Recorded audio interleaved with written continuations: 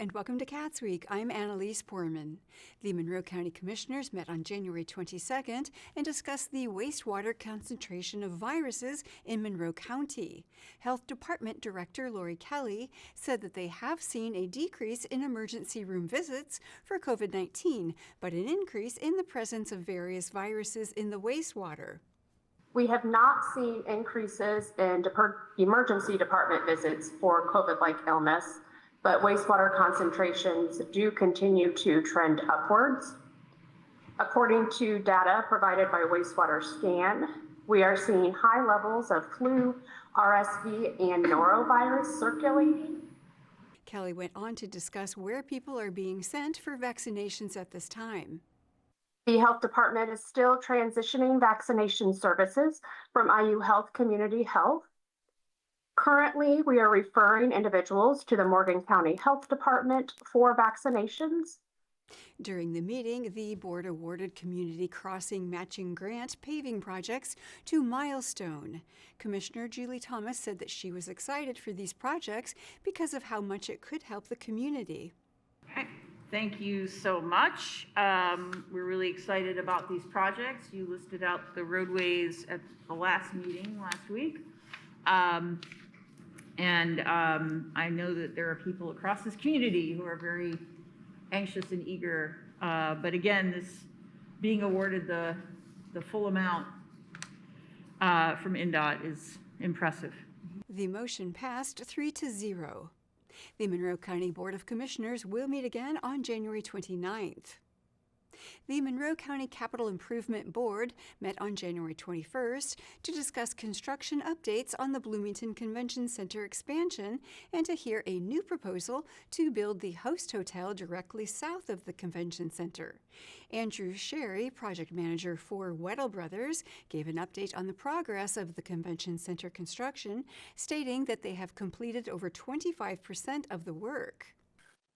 So project overview, we continue AI walks, safety observations on a daily basis. I put a snippet here that shows how we utilize our drone deploy. That's how we get our aerial photos. We do time-lapse photos, things like that. But our superintendents on site walk with a camera on a daily, actually it's 3 times a week, so nearly a daily basis. And it creates an AI-generated report on top of our safety observations that we do. So that we can track, slip, trips, and falls, housekeeping, things like that. It's just a good way for us to double check and pull everything together. Currently, we have over 150 days working since we broke ground. This does not include weekends, and we have worked some weekends, so it's over 150 days. We have had over 120 employees go through an orientation, which is what we require prior to coming on site, making sure that we're going over site-specific details, bringing up hazards as we progress through the project and things to think about before anybody can start work. To date, this is a great topic that we like to bring up. No recordables and no injuries on the project. That's a huge milestone. There's a lot of efforts that goes into that, especially on a project like this with the tight logistics and all that we have going. I mean, as we've talked about on a monthly basis, and for those of you that have seen it, we've got steel going, we've got excavations open, we've got all these things going, all these people working around each other, truck access, excavators, all these things. So a lot of effort has paid off here, and a good note. Currently, we're billing right around 25%, so 25% complete. A lot of materials on site. Again, I'll get into the details as we progress through the presentation. Concerning the hotel, Board President John Weikart asked whether Dora Hospitality would seek public subsidies. Company President Vince Dora told the board that they can build on the city-owned south parcels and that they will not need to seek public subsidies. Next, founder Russ Lauterbach touched on the timeline for the project, specifically how long it would take to evaluate the site and build a new hotel. We'll need about 60 days for the due diligence. We'll need about 6 months to 7 months to complete and finalize the drawings, and then we'll need about 2 years to build it. And that's information we've had all along in terms of how much time Yes. the project would take. I know Mr. Bear has a question or wants to comment. Just a couple of things. Thanks for your work on this. I know it's not easy to pull it all together. Appreciate all the efforts on the DORA team.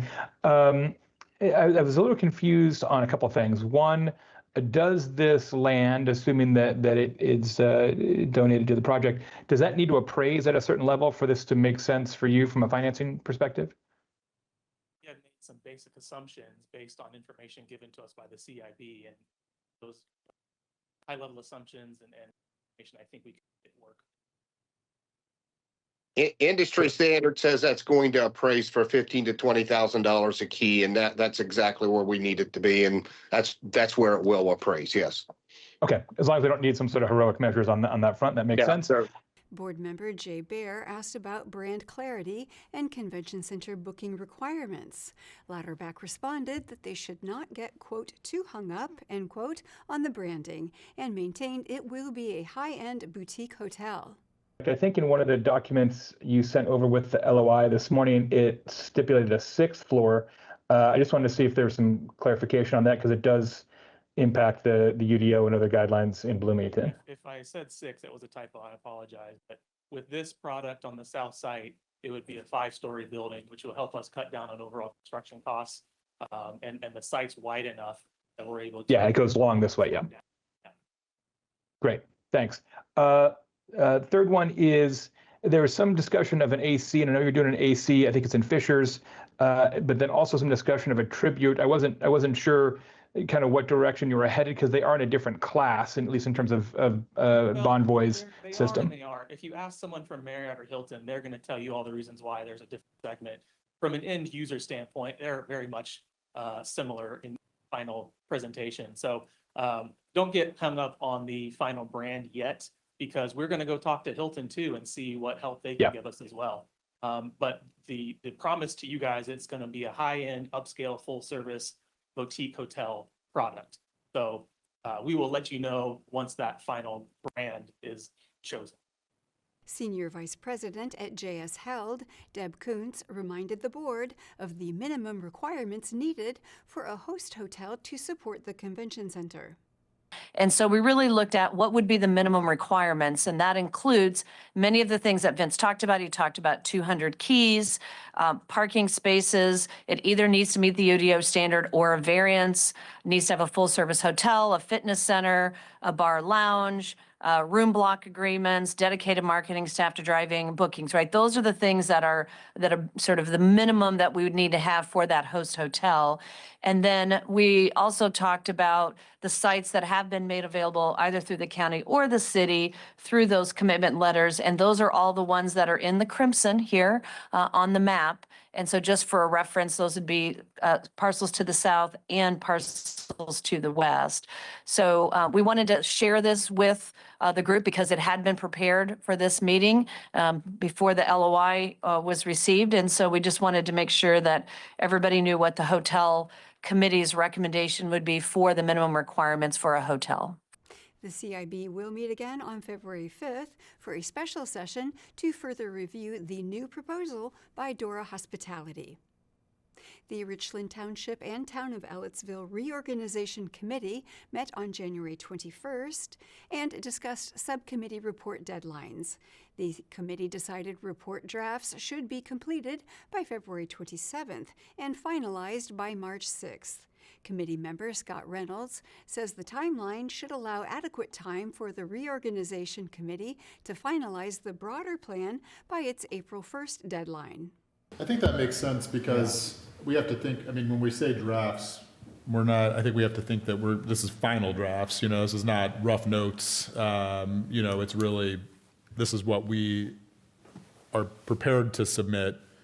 That gives us a chance to reflect questions back and, ask for revisions and then get essentially a revised version with their next submission. Because then we have to then do our work of taking these subcommittee reports and compiling them. And as we established last 2 weeks ago, or last week, we're not bound by every word that is contained in the subcommittee report. So then we really have to have time to do our work. And then ultimately, from what I understand, that'll be the legal team that ends up preparing the formal report. The committee members asked that subcommittees present their updates at the reorganization committee meetings planned for February 4th and the 18th. Committee member Andrew Henry summarized the discussion on the timelines.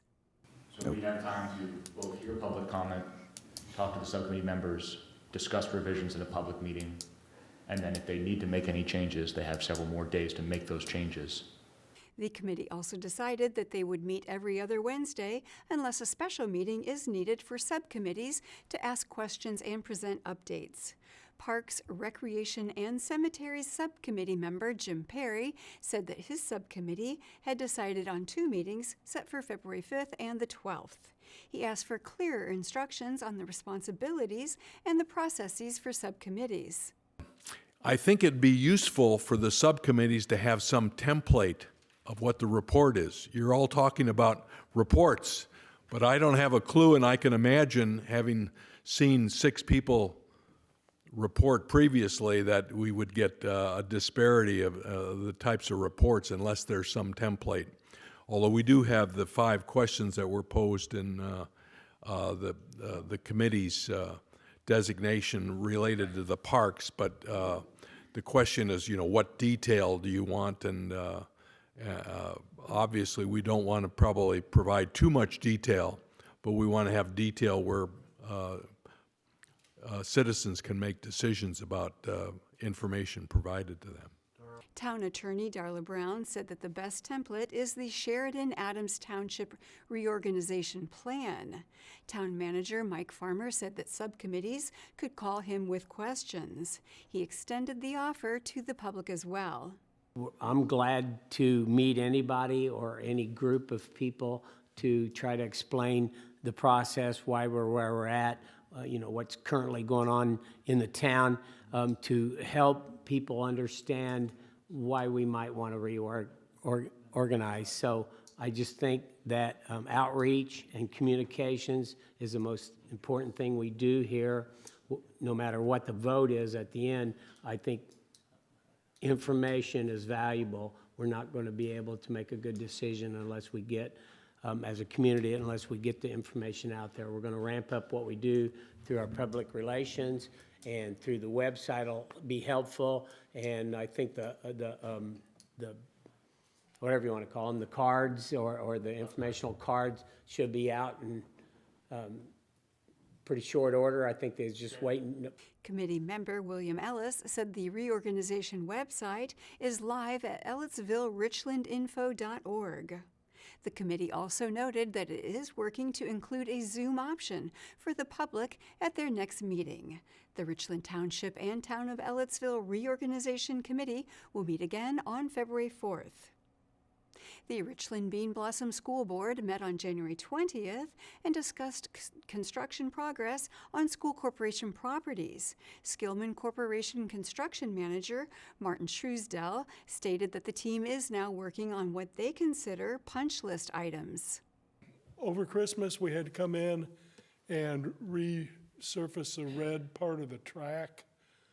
My understanding is we may have gotten some footprints in there, but that was completed. The main net that divides the basketball courts had to be moved. We did that, and we're working on punch list items at this point. The next Richland Bean Blossom School Board meeting is on February 17th.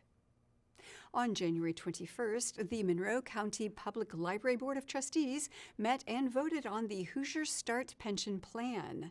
The board voted unanimously to approve adopting the plan for library staff. Human Resources Director Becky Throckmorton explained some of the details.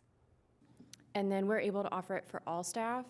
So part-time staff and full-time staff would be eligible to participate if they did want to contribute to their own retirement. And then there's a $15 minimum contribution per paycheck, so it makes it very affordable for staff and attainable for people to participate wherever they're at in life and be able to save for retirement.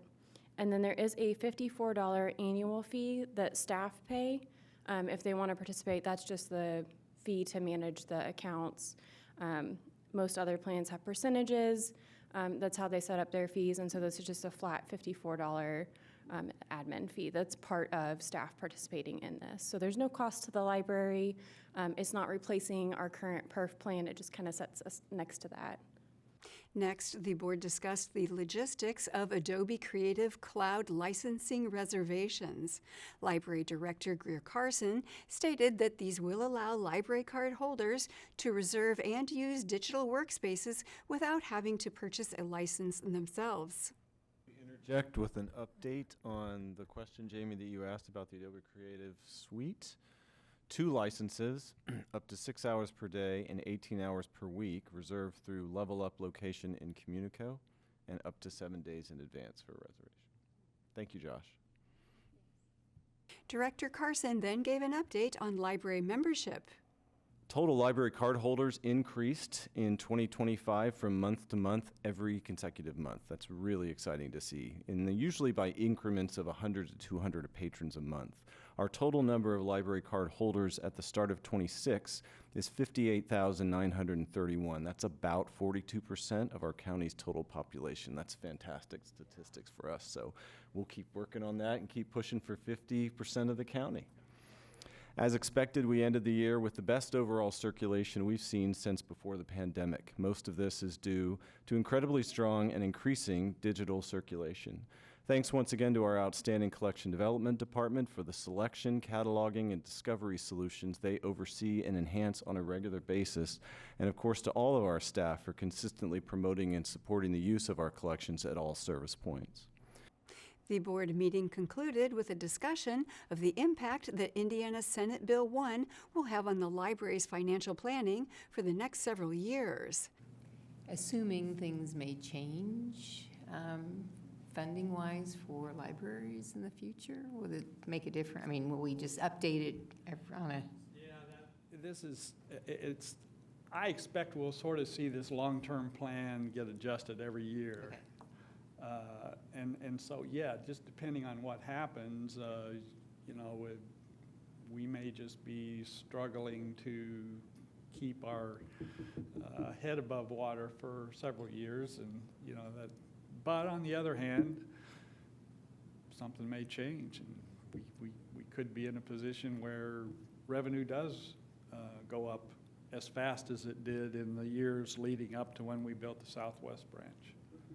The MCPL Board of Trustees will meet again on February 18th.